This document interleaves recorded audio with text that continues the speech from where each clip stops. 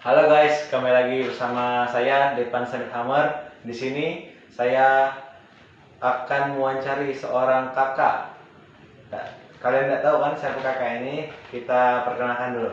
Baik, kakak silakan perkenalkan. Oke, perkenalkan, nama saya adalah Yudhistira. Saya berasal dari Belitung.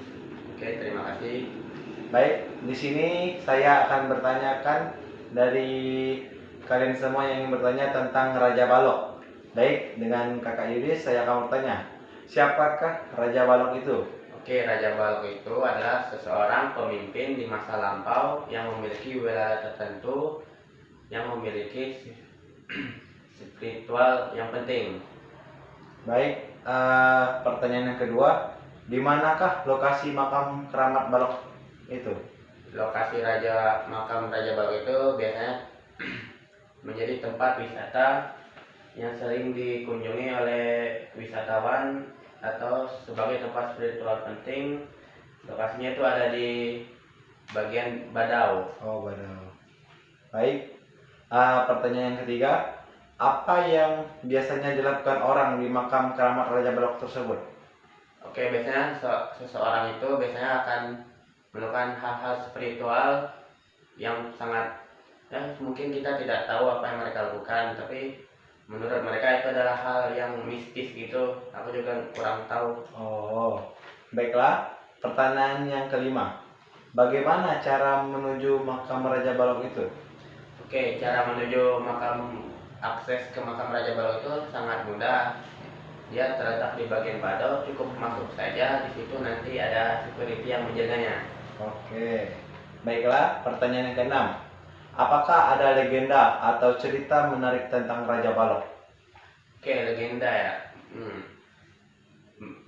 Saya tahu satu cerita. Jadi Raja Balok ini katanya memiliki kekuatan yang mistis gitu, yang diyakini seseorang sebagai kekuatan yang sangat kuat. Jadi makam beliau ini menjadi tempat spiritual yang penting bagi orang-orang yang meyakini ada kekuatan mistis di dunia ini.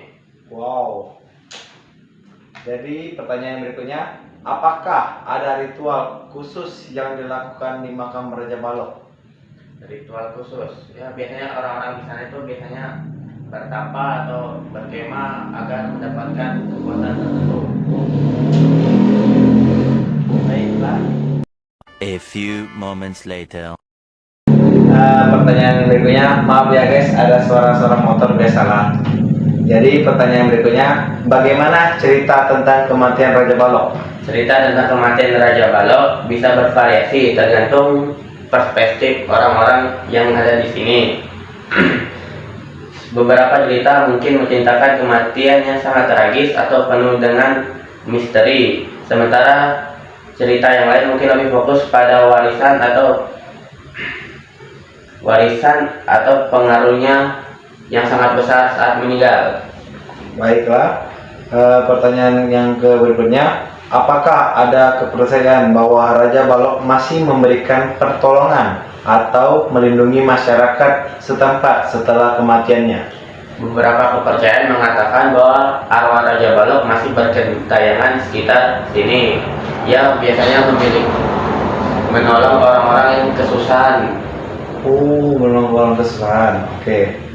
Yang pertanyaan yang ke-11, bagaimana makam keramat Raja Balok dipelihara?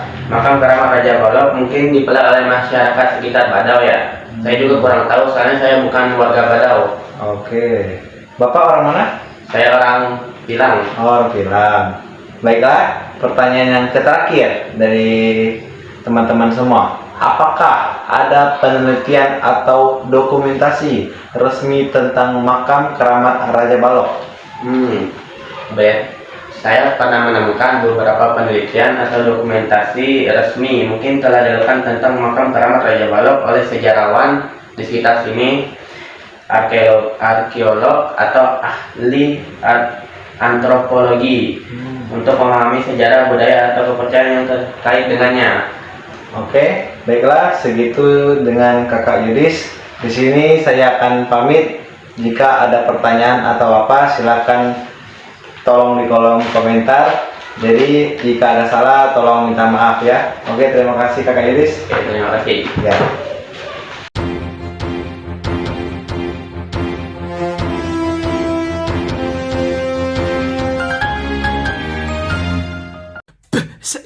Seka